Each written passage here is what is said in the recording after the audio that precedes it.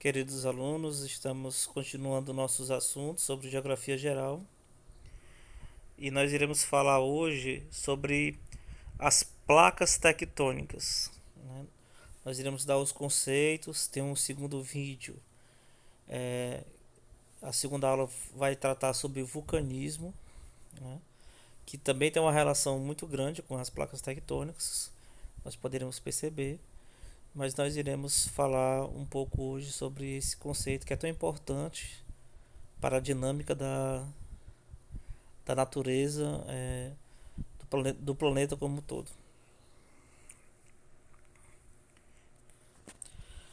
Primeiro nós iremos trabalhar um conceito. Placas tectônicas são grandes blocos rochosos que são semi-rígidos que compõem a crosta terrestre, né? Eu sempre gosto de colocar essa comparação que eu vou dar a vocês agora. Imagine que você tem uma bacia d'água na sua casa e você coloca vários pedaços de isopor para flutuar na água. E esse isopor representa nessa colocação as placas tectônicas.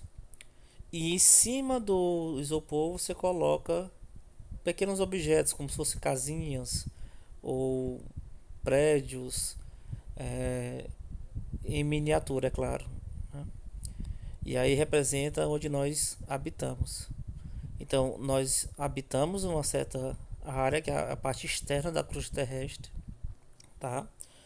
E logo abaixo de onde nós habitamos tem essas placas tectônicas, né?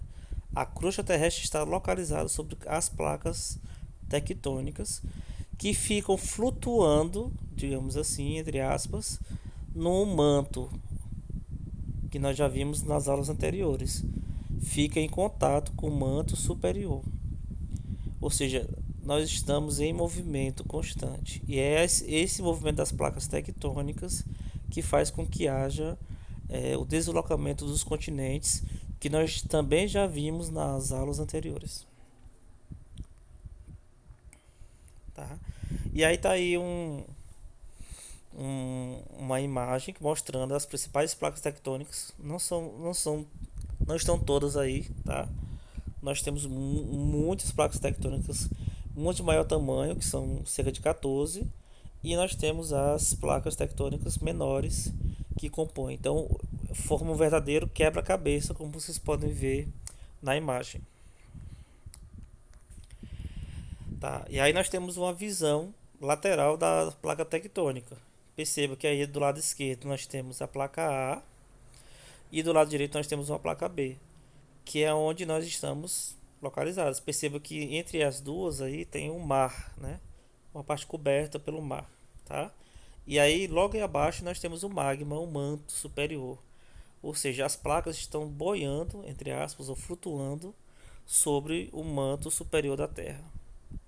Essa imagem é bem clara para nós percebermos como se localizam mais ou menos as placas tectônicas. E aí nós temos, vamos citar as principais placas tectônicas que existem no mundo, tá? A placa sul-americana, que é onde nós estamos. Então, toda a América do Sul, né, e se estende até uma dorsal mesoatlântica, a gente vai ver depois o que é uma dorsal, né? Está localizada em cima dessa placa tectônica. Então, o Brasil, Argentina, todos os países aqui da América do Sul estão localizados em cima de uma placa tectônica que é a sul-americana. A segunda placa é importante é a de Nazca, que está à esquerda da placa sul-americana, né? E o choque dessas duas placas formou a Cordilheira dos Andes, que é um ponto turístico muito importante em alguns países da América do Sul. E aí nós temos a placa do Pacífico, que abrange boa parte do Oceano Pacífico, né? E a placa euroasiática, ou euroasiática, e abrange parte da Eurásia e limita-se com a placa africana e com a placa da Índia, tá? E aí nós iremos ver agora quais são os tipos de placas tectônicas. Nós temos vários tipos de placas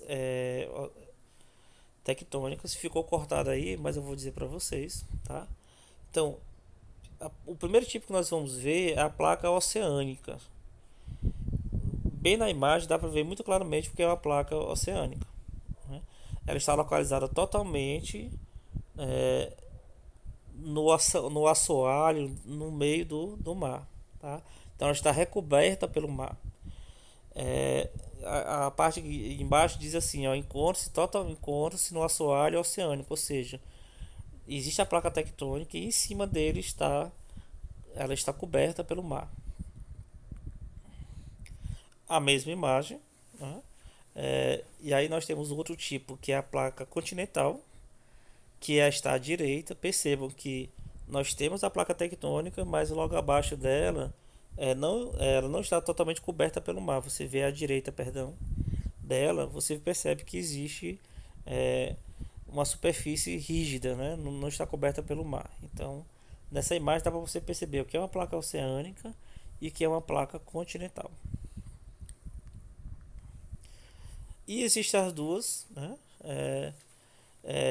Que são as placas que são oceânicas e continentais, que ela tem parte do seu da sua área no continente e parte dela no assoalho oceânico, ou seja, recoberta pelo mar.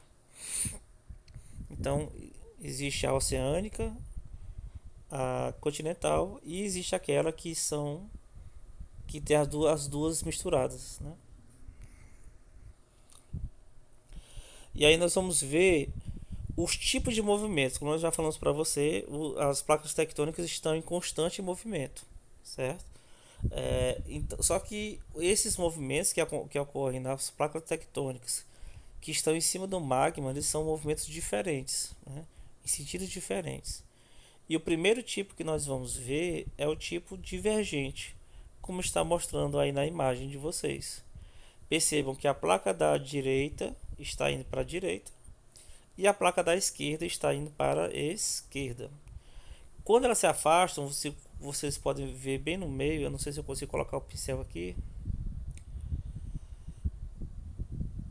Aqui, ó, existe aqui um derramamento de magma. A crosta terrestre se afasta, as placas tectônicas se afastam, o magma que está embaixo sobe e preenche esse espaço que está vazio, né? E isso é muito interessante porque isso forma os novos terrenos da Terra, as novas terras da Terra. Você percebe que está em expansão algumas áreas da Terra, são áreas novas, tá? Então vamos lá, tá? E aí no movimento divergente as placas afastam-se uma das outras, como nós vimos na imagem anterior, formando fendas, rachaduras na crosta terrestre, tá? E aí, como eu falei para vocês também, o magma sobe do interior da Terra, atravessa essas fendas, sendo levado para a superfície, né? Isso não acontece com muita frequência em áreas que nós conseguimos visualizar, mas acontece também, né? Quando o magma se resfria, né, é, eles acaba se agregando, formando, sendo colocado na borda da placa tectônica, que faz com que ela aumente de tamanho. Ou seja, ali formou-se um novo pedaço de terra. Quando isso acontece, esse movimento que nós vimos aqui, eu vou voltar.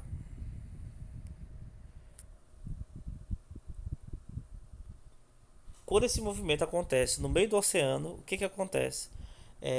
O magma sai, né, da terra, enche essas fendas, encontra-se com a água do mar, no fundo do mar, e aí vocês podem ver como é chocante esse impacto, essa diferença de temperatura. E quando eles acontecem, isso no fundo do mar, formam o que nós chamamos de dorsais mesooceânicas, que são grandes cadeias de montanhas submersas no oceano. E aí se provoca a extensão do fundo oceânico, originando terremotos e vulcões muitas vezes lá no fundo do oceano, tá?